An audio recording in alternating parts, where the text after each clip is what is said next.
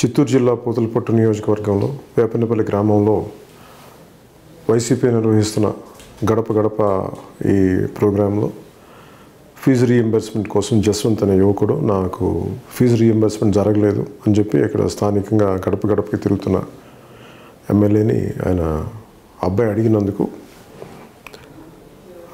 ఆయన మీద దౌర్జన్యం చేసి అతనికి అండగా వచ్చిన 9 మంది యువకుల మీద కేసులు పెట్టి ఎలాంటి కేసులు పెట్టారంటే ఎస్సీ ఎస్టీ అట్రాసిటీ కేసులు అడిగినందుకు ఫీజు రీఎంబర్స్మెంట్ రానందుకు వారి మీద ఎస్సీ ఎస్టీ అట్రాసిటీ కేసులు అలాగే హత్యాయత్నం కింద సెక్షన్ 307 పెట్టడం ఇవన్నీ అధికార దుర్వినియోగం తెలియజేస్తూ ఉన్నాయి.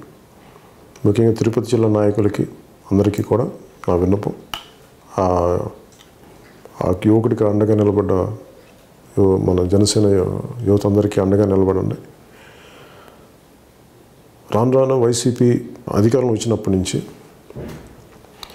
ఎస్సీ ఎస్టీ అట్రాసిటీ యాక్ట్ అనేది అడ్డగోలుగా ఉపయోగించేస్తూ ఉన్నారు. నాన్ బెయిలబుల్ కింద అరెస్ట్ చేయాలంటే ఎస్సీ ఎస్టీ అట్రాసిటీ యాక్ట్ని అడ్డగోలుగా వాడేస్తూ ఉన్నారు. ఇది అంబేద్కర్ గారి స్ఫూర్తికి సంపూర్ణ విరుద్ధం. ఏ ఎమ్మెల్యే అయినా ఒకటి అర్థం చేసుకోవాల్సింది, మీరు ప్రజాప్రతినిధులు, మీరు పని చేయలేనప్పుడు ప్రజలు అడుగుతారు.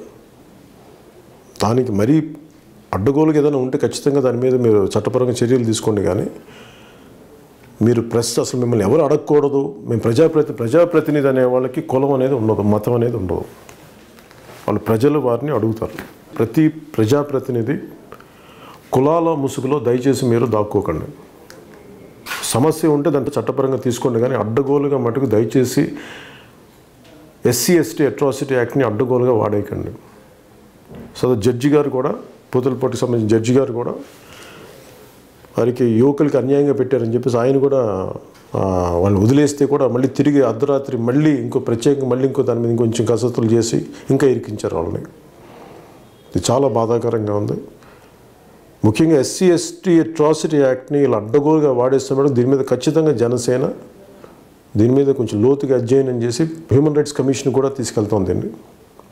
ఎందుకంటే ఇది ఎస్సీ ఎస్టీని రక్షించాల్సింది కానీ మిగతా కులాలను పీడించడానికి కాదు. దయచేసి దీన్ని అందరూ అర్థం చేసుకోవాలి.